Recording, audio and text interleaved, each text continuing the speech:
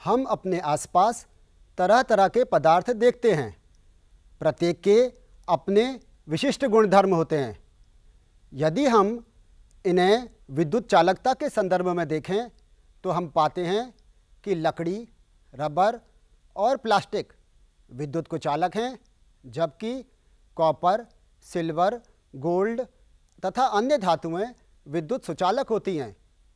धातुओं में विद्युत धारा का चालन इलेक्ट्रॉनों के द्वारा होता है। इसी प्रकार यदि हम यौगिकों की बात करें तो हम पाते हैं कि बहुत से यौगिक जैसे यूरिया, सुक्रोज, ग्लूकोज न केवल संगलित अवस्था में अपितु विलयन अवस्था में भी विद्युत के कुचालक होते हैं। ऐसे यौगिकों को विद्युत अनपघट्य कहते हैं। इसके विपरीत बहुत से ऐसे यौगिक हैं जो विलयन अथवा संगलित अवस्था में विद्युत धारा का चालन करते हैं। ऐसे यौगिकों को विद्युत अपघट्य कहते हैं। क्या अम्ल, क्षारक और लवण विद्युत सुचालक हैं अथवा कुचालक? आइए एक प्रयोग के द्वारा इनके स्वभाव को जानते हैं। आज के प्रयोग में हम यह दर्शाएंगे कि अम्ल, क्षारक और लवण विद्युत अपघट्य होते हैं। वे यौगिक जो विलयन अथवा संगलित अवस्था में विद्युत धारा का चालन करते हैं उन्हें विद्युत अपघट्य कहते हैं। ऐसे यौगिक विलयन अथवा संगलित अवस्था में धनायनों में और ऋणायनों में वियोजित हो जाते हैं। विद्युत अपघट्यों में विद्युत धारा का चालन इन्हीं आयनों के कारण होता है। इस दौरान ऐसे यौगिकों का अपघटन भी हो जाता है। कोई विलयन विद्युत धारा का चालन कर रहा है अथवा नहीं, इसके लिए हम एक विद्युत परिपथ बनाते हैं जिसमें एक बैटरी और एक बल्ब भी होता है। आइए प्रयोग के द्वारा इनकी प्रकृति को जानते हैं। इसके लिए आवश्यक सामग्री सोडियम हाइड्रोक्साइड, सोडियम क्लोराइड, तनु हाइड्रोक्लोरिक अम्ल, आसुत जल, 6 वोल्ट की बैटरी, बल्ब, कुंजी, एक रबर कॉर्क में लगी हुई 2 कीलें। ये कीलें हमारे लिए इलेक्ट्रोड का काम करेंगी। इन बीकरों में हाइड्रोक्लोरिक अम्ल, सोडियम हाइड्रोक्साइड और सोडियम क्लोराइड का विलयन लेंगे, जबकि चौथे बीकर में केवल आसुत जल लेंगे। इस प्रकार यह सामग्री प्रयोग के लिए तैयार है। इसके लिए हमने एक विद्युत परिपथ बनाया हुआ है जिसमें आप देख रहे हैं बैटरी, बल्ब, कुंजी और एक रबर कॉर्क में 2 कील लगाई हुई हैं और इस प्रकार एक परिपथ तैयार किया है। अब सबसे पहले हम इस प्लग में कुंजी लगाएंगे। क्या आपको बल्ब जलता हुआ दिखाई दे रहा है? बल्ब नहीं जल रहा है क्योंकि दोनों कीलों के मध्य वायु है तथा रबर है, और हम जानते हैं वायु तथा रबर विद्युत की कुचालक होती हैं। अतः परिपथ पूर्ण नहीं हुआ है। अब पुनः हम कुंजी को बाहर निकाल देते हैं और बनाए हुए विलयन में से एक विलयन को लेते हैं।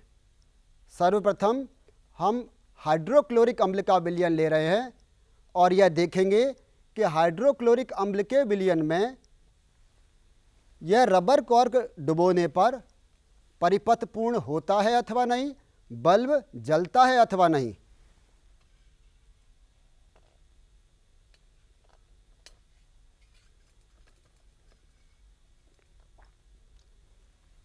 यह हमने विलयन में अपने इलेक्ट्रोड्स डुबो दिए हैं। अब हम इस परिपथ में प्लग में कुंजी लगाते हैं। आप देख रहे हैं बल्ब जल रहा है, अर्थात यह हाइड्रोक्लोरिक अम्ल का विलयन विद्युत का सुचालक है, क्योंकि परिपथ में इसे जोड़े जाने पर बल्ब जल जाता है। अब वापस कुंजी को बाहर निकालेंगे। एक जल से भरा बीकर लेते हैं। इस इलेक्ट्रोड को प्रत्येक बार काम में लेने के उपरांत जल से धोएंगे और धोने के उपरांत फिल्टर पत्र पर रखकर सुखा लेंगे ताकि दूसरे विद्युत अपघट्य के लिए यह तैयार हो जाए। अब इस प्रथम विद्युत अपघट्य को हटा देते हैं।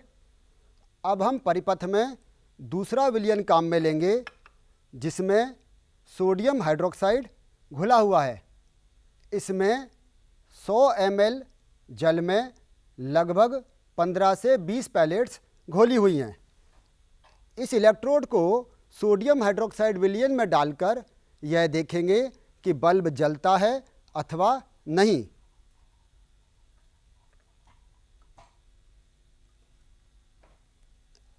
इलेक्ट्रोडों को सोडियम हाइड्रोक्साइड विलयन में डाल दिया है। अब कुंजी लगाते हैं। आप देख रहे हैं बल्ब जल रहा है। सोडियम हाइड्रोक्साइड विलयन लेने पर परिपथ पूर्ण हो जाता है तथा बल्ब जल जाता है। अब पुनः जल से भरा हुआ बीकर लाएंगे। इन इलेक्ट्रोडों को बाहर निकालकर पुनः जल में धोएंगे और फिल्टर पेपर पर सूखने के लिए रख देंगे। अब हम तीसरे बीकर में, जिसमें सोडियम क्लोराइड का विलयन बनाया हुआ है, काम में लेंगे।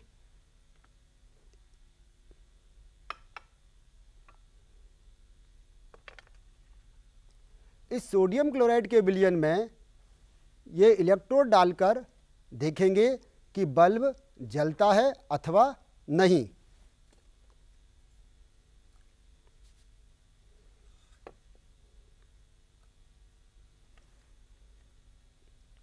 इलेक्ट्रोडों को सोडियम क्लोराइड विलयन में डाल दिया है। सोडियम क्लोराइड विलयन बनाने के लिए लगभग 2 से 3 ग्राम सोडियम क्लोराइड को 100 मिलीलीटर जल में घोलते हैं। अब मैं कुंजी लगाने जा रहा हूं।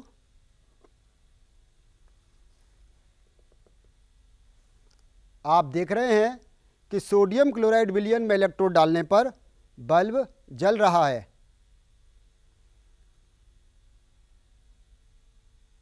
अब चौथा बीकर, जिसमें आसुत जल लिया हुआ है, वह काम में लेंगे। पहले इन इलेक्ट्रोडों को बाहर निकालकर जल से भरे बीकर में धो लेते हैं तथा सूखने के लिए फिल्टर पत्र पर रख देते हैं। चौथा बीकर, जिसमें आसुत जल लिया हुआ है, अब इसे परिपथ में जोड़ेंगे तथा यह देखेंगे कि इसे परिपथ में लगाने पर बल्ब जलता है अथवा नहीं।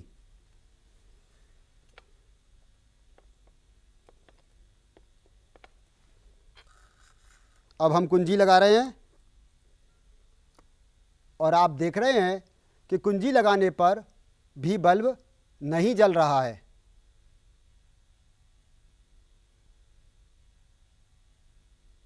आज के प्रयोग के द्वारा हमने देखा कि अम्ल, क्षारक और लवण विद्युत अपघट्य हैं और विद्युत धारा के सुचालक हैं।